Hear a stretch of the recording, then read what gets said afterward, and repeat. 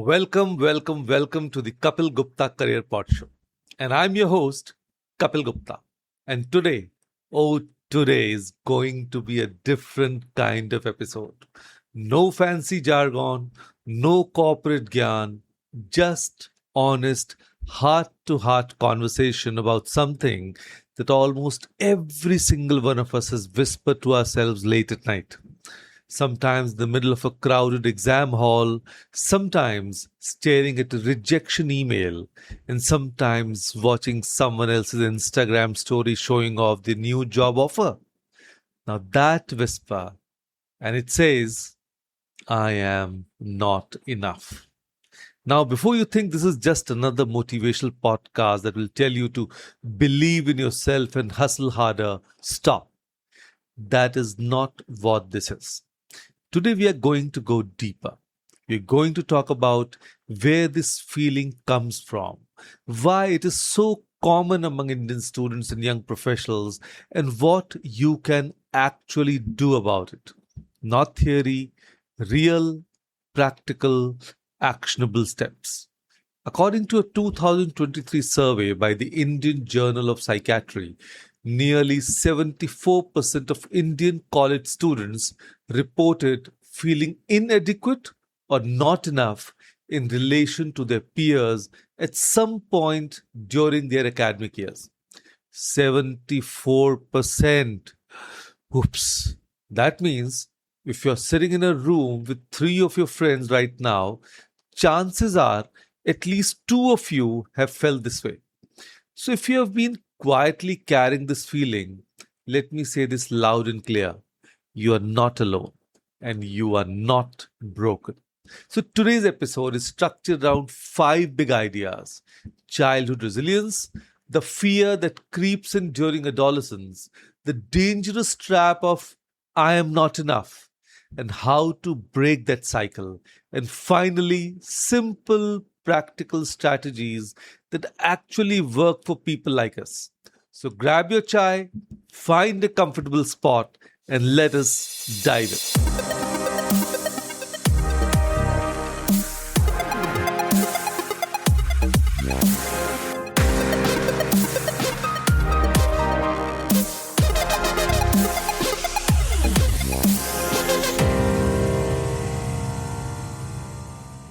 Hi, I'm Kapeel Gupta, career coach, life mentor, graphotherapist, and founder of Study Abroad Academy.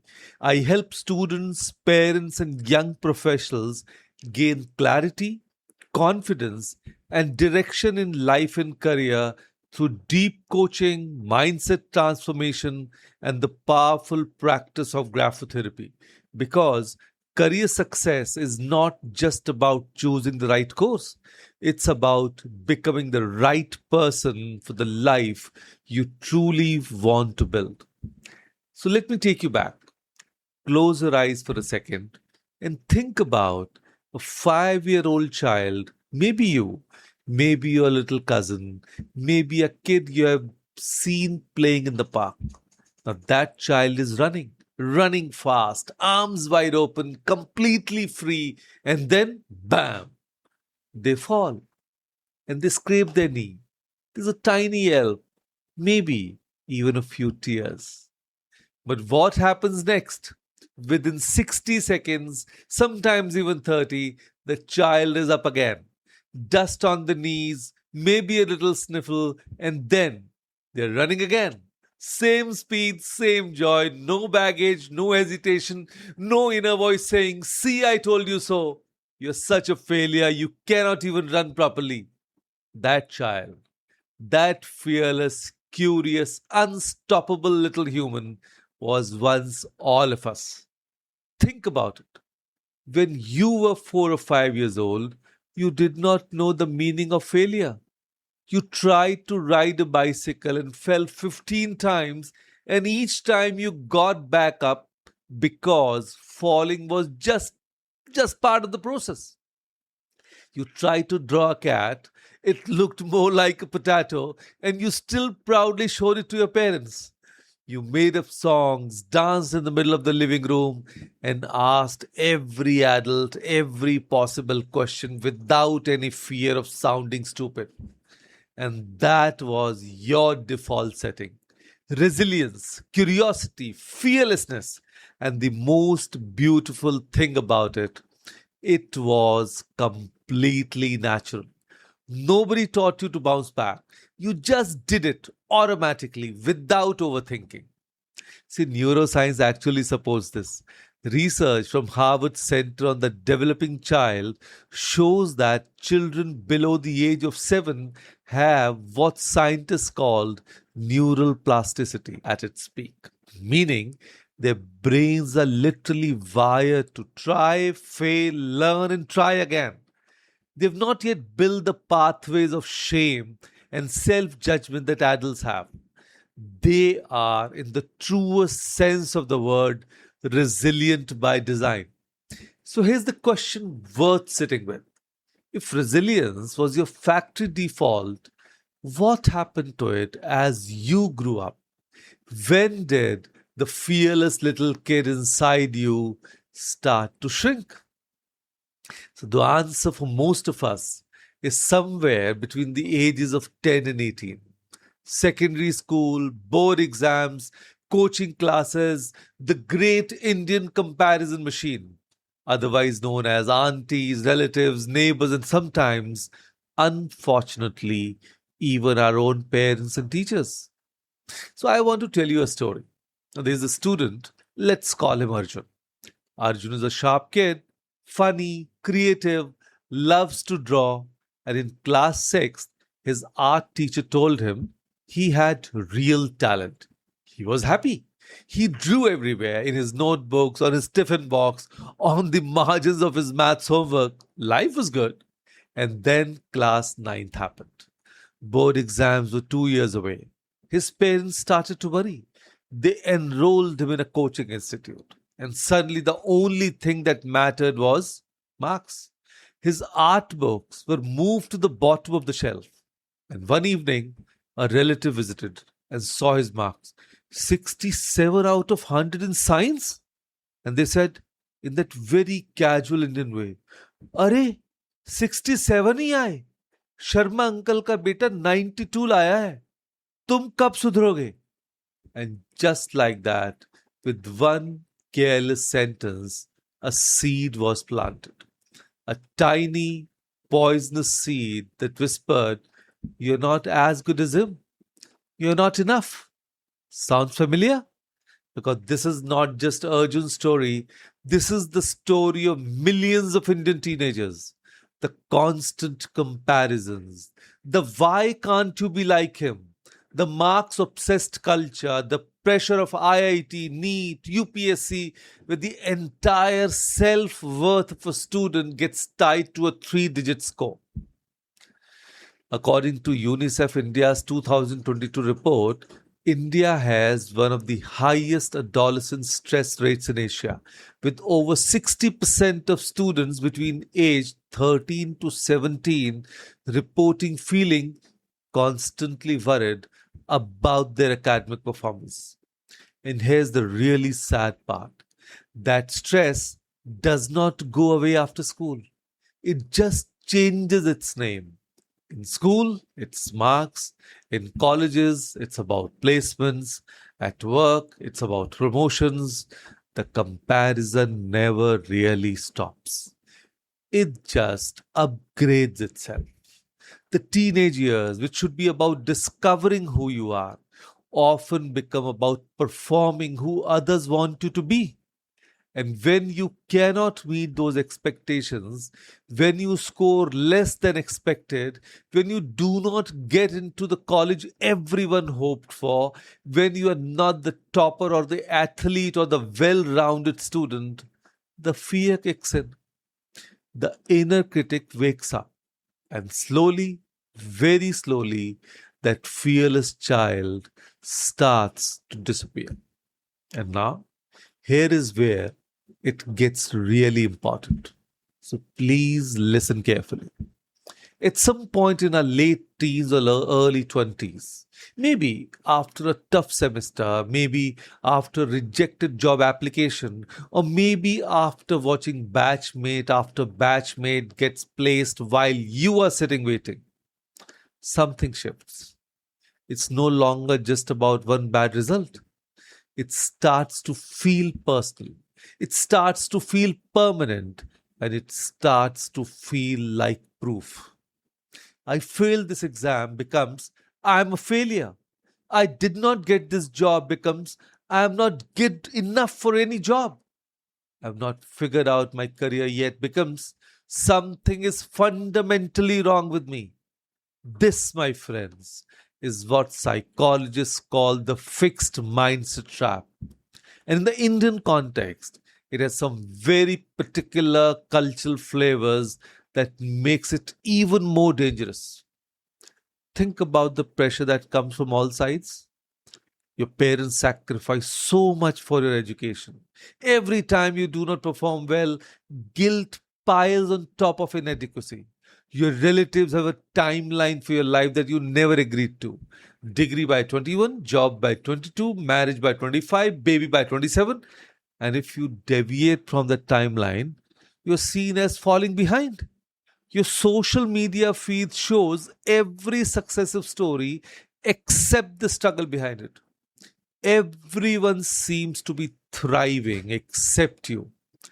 A 2022 LinkedIn India report found that 58% of Indian millennials and Gen Z professionals said they regularly compare themselves to peers on professional and social media, leading to lower self confidence.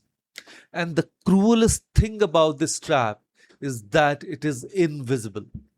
Nobody announces when they fall into it. You just wake up one day and realize that you have been making decisions from a place of fear instead of aspiration. You're not choosing careers, you're running from judgment. You're not building skills, you're trying to prove you're not worthless. You're not living your life, you're managing other people's perceptions of your life. I know many of you listening have felt this. Maybe you are feeling it right now. Maybe you got a rejection last week. Maybe you are in your third year of trying for something it has not worked yet. Maybe you're watching your friends move ahead and wondering why you are still stuck. And somewhere deep inside, that little voice is getting louder. Maybe the problem is me. Maybe I'm just not enough. So here's what I want you to hear right now, very clearly. That voice is lying to you. And we are going to talk about how to silence it. So let me tell you about Priya.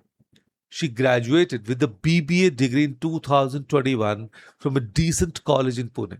Not IIM, not NMIMS, just a solid, hardworking student from a regular college.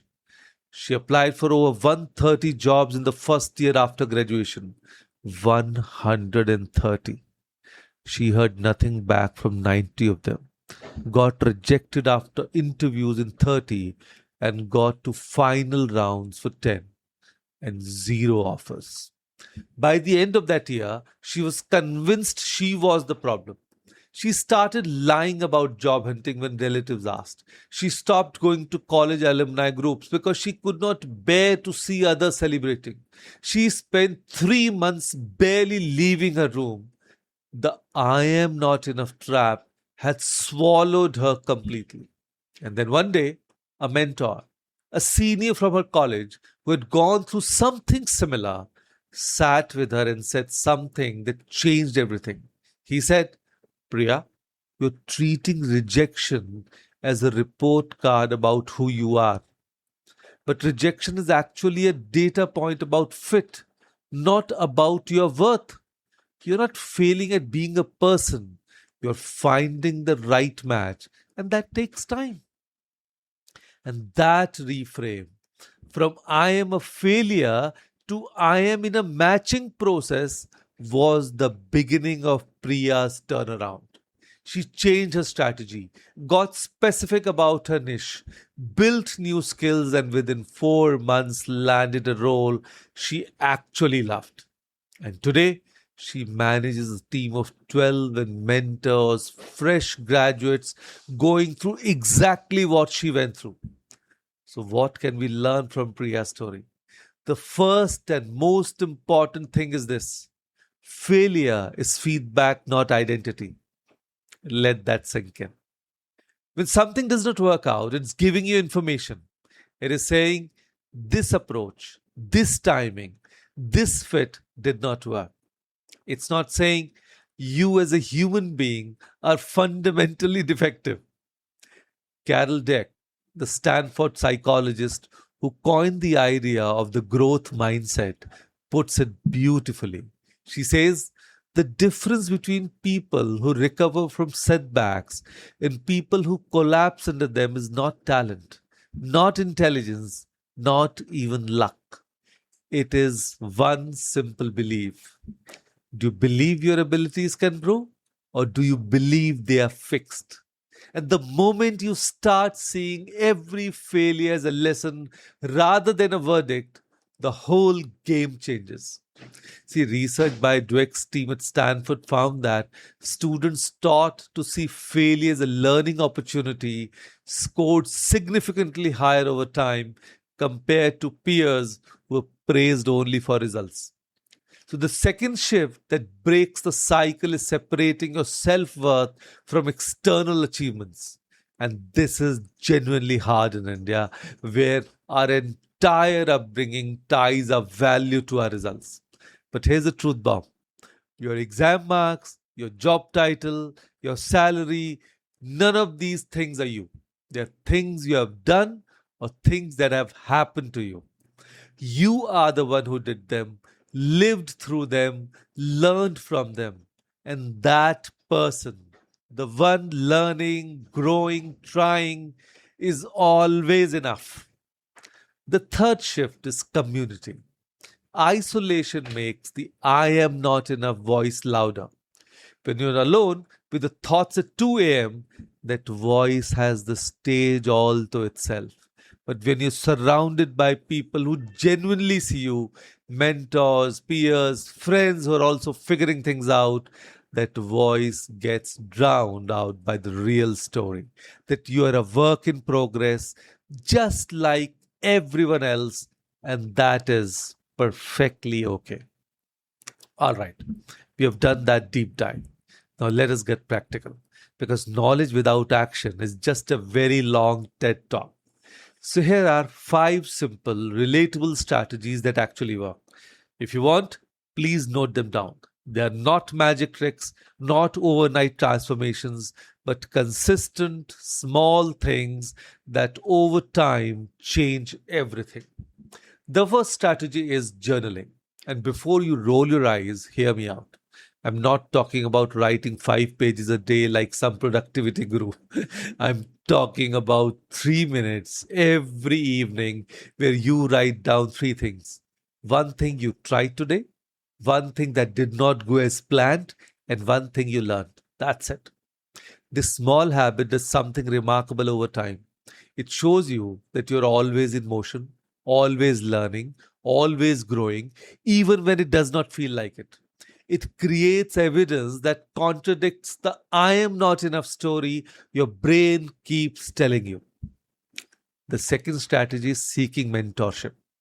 And in India, many of us feel awkward about this.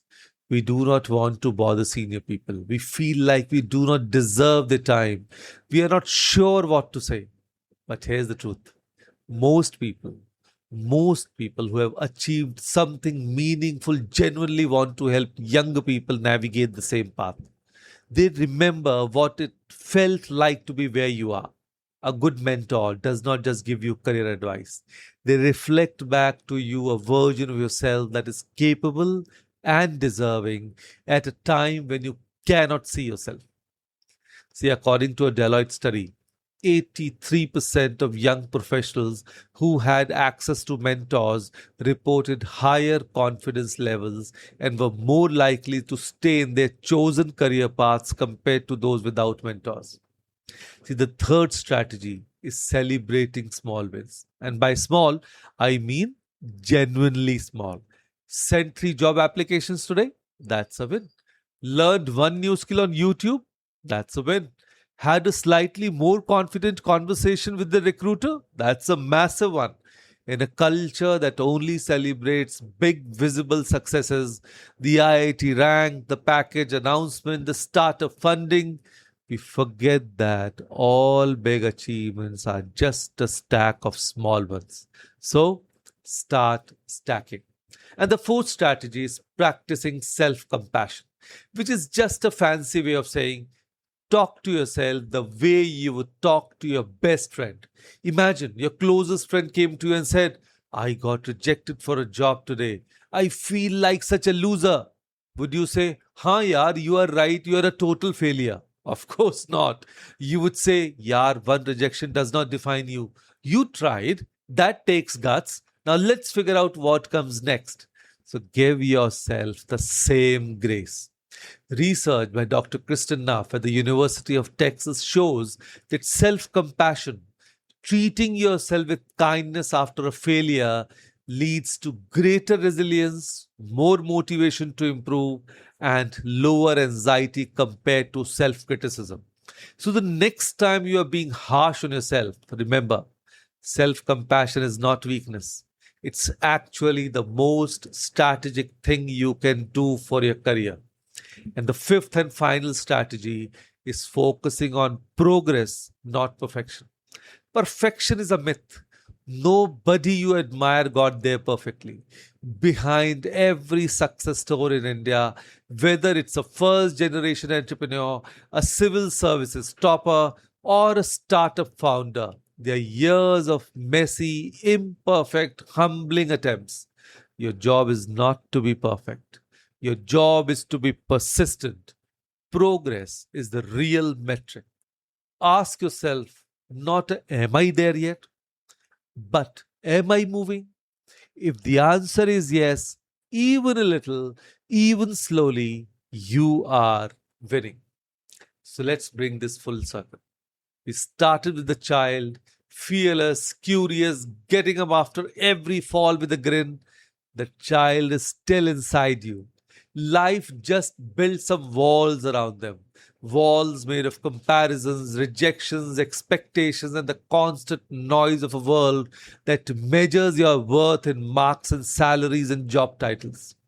But here's the thing about walls, they can be dismantled brick by brick, story by story, strategy by strategy. And today, we laid a few bricks worth of foundations for that dismantling.